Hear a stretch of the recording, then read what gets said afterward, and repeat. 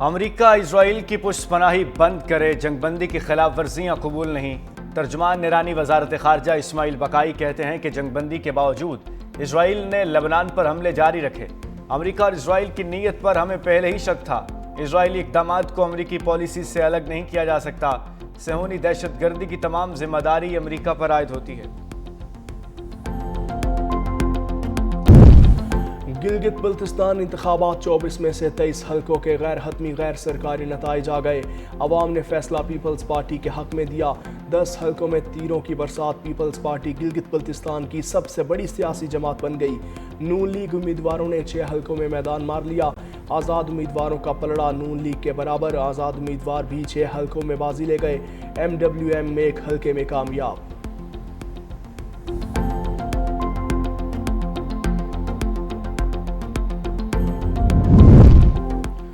راولاکوٹ میں کالعدم action committee کے شرپسند عناصر کی فائرنگ، 4 قانون نافذ کرنے والے اہلکار شہید۔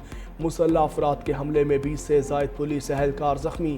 امن و امان خراب کرنے کی کوشش ناکام، سیکیورٹی فورسز کا مؤثر رد عمل۔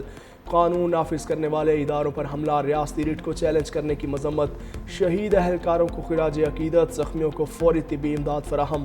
آزاد کشمیر پولیس کا عوامی امن اور ریاستی ریٹ کے تحفظ کے عزم کا اعادہ۔ قانون ہاتھ میں لینے والوں سے آہنی ہاتھوں سے نمٹا جائے گا۔ حملے میں ملوث عناصر کے خلاف قانونی کارروائی کا اعلان۔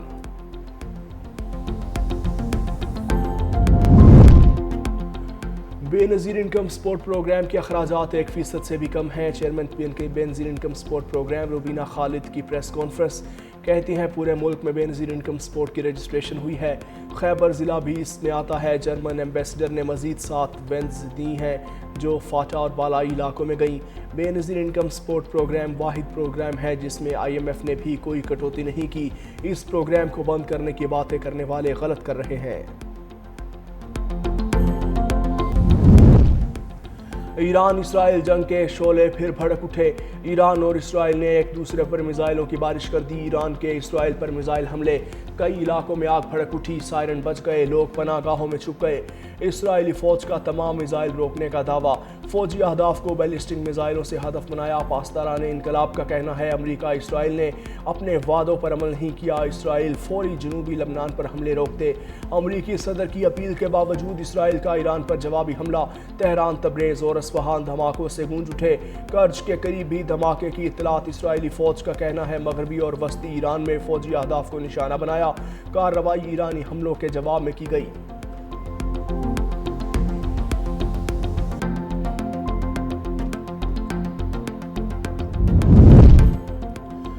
امریکی صدر کا ایران اور اسرائیل کے درمیان کشیدگی ختم کرنے کا مطالبہ۔ ڈونلڈ ٹرمپ نے کہا کہ نیتن یاہو سے کہوں گا ایران پر جوابی حملے نہ کرے۔ ہم ایران کے ساتھ حتمی ڈیل کے بہت قریب ہیں۔ ایرانی حملوں سے کسی کو نقصان نہیں ہوا۔ ایران میز پر آئے اور معاہدہ کرے۔ ایران نے میزائل داغے، بس اتنا ہی کافی ہے۔ اسرائیل اگر حملہ کرتا ہے تو معاملہ مزید بگڑ سکتا ہے۔ نیتن یاہو نے حملہ کیا تو پھر سلسلہ ایسے ہی چلے گا۔ میں نہیں چاہتا کہ کشیدگی مذاکرات کے عمل کو سبوتاژ کرے۔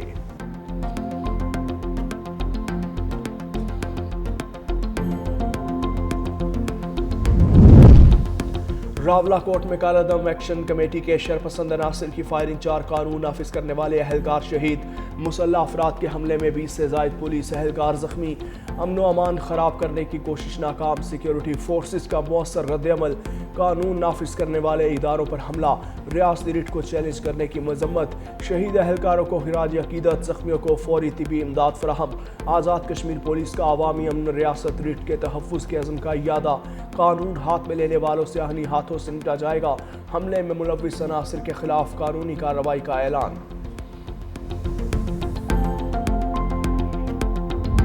Chairman Peoples Party Bilawal Bhutto Zardari Azad Jammu و کشمیر کی موجودہ صورتحال پر ناخوش۔ اسلام آباد میں پیپلز پارٹی آزاد کشمیر کی پارلیمانی قیادت کا 48 گھنٹے میں تیسرا اجلاس۔ آئندہ سیاسی اور انتظامی حکمت عملی اور حکومتی امور کا جائزہ۔ بلاول بھٹو زرداری کا کشمیر کی موجودہ سیاسی صورتحال پر تشویش کا اظہار۔ بلاول بھٹو زرداری کشمیر سے متعلق تمام صورتحال وزیر اعظم شہباز شریف کے سامنے رکھنے کا فیصلہ۔ کہا کشمیر کے تمام معاملات بات چیت سے حل کیے جائیں۔ ہم نے ہمیشہ کشمیریوں کے مسائل کے حل کو ترجیح دی۔ مسائل کا حل بات چیت کے ذریعے اسمبلی سے نکالا جائے گا۔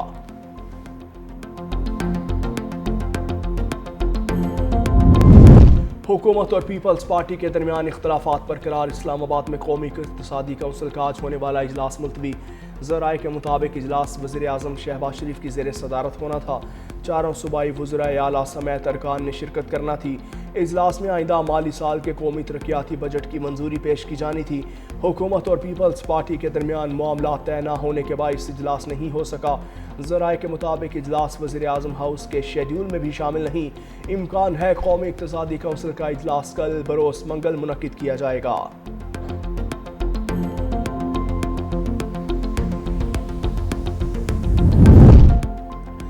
बजट से मुतल्लिक तहफ़्फ़ुज़ात पर पीपल्स पार्टी और हुकूमत में मुसलसल राबते। ज़राए के मुताबिक नायब वज़ीर आज़म इसहाक़ डार बिलावल भुट्टो से मिलने ज़रदारी हाउस पहुँच गए। मुलाकात में नवीद कमर, शायरी रहमान और जाम खान शोरो भी मौजूद। मुलाकात के दौरान बजट में सिंध के तरक्याती मंसूबों पर गौर। बिलावल भुट्टो ने अपने तहफ़्फ़ुज़ात नायब वज़ीर आज़म के सामने रख दिए। सिंध से वज़ीर जाम खान शोरो की नायब वज़ीर आज़म को ब्रीफिंग। नायब वज़ीर आज़म की बिलावल भुट्टो को तहफ़्फ़ुज़ात दूर करने की यकीन दहानी।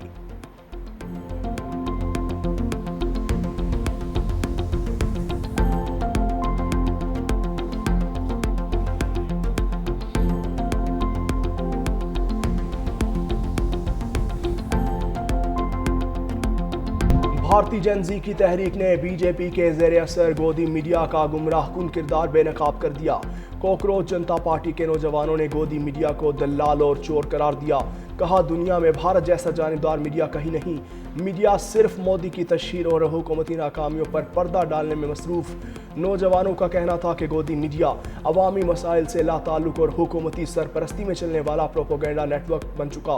पार्टी रहनुमा अभिजीत तिब्के का गोदी मीडिया के प्रोग्राम्स में शिरकत न करने का ऐलान।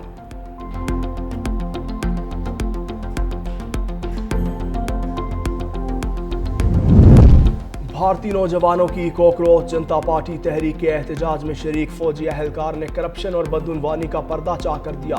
फौजी एहलकार ने सियासत ज़दा भारतीय फौज की संगीन हकीकत बेनकाब कर दी। एहलकार ने एतराफ़ किया कि फ़ौज में करप्शन का कैंसर सरायत कर चुका। मोदी हुकूमत ने सियासी मकासद के लिए फ़ौज को आलाकार बना रखा है। माहिरीन के मुताबिक बयान में भारतीय अस्करी इदारे में अंदरूनी तकसीम और इदारा जाती बहरान को भी वाज़ेह कर दिया।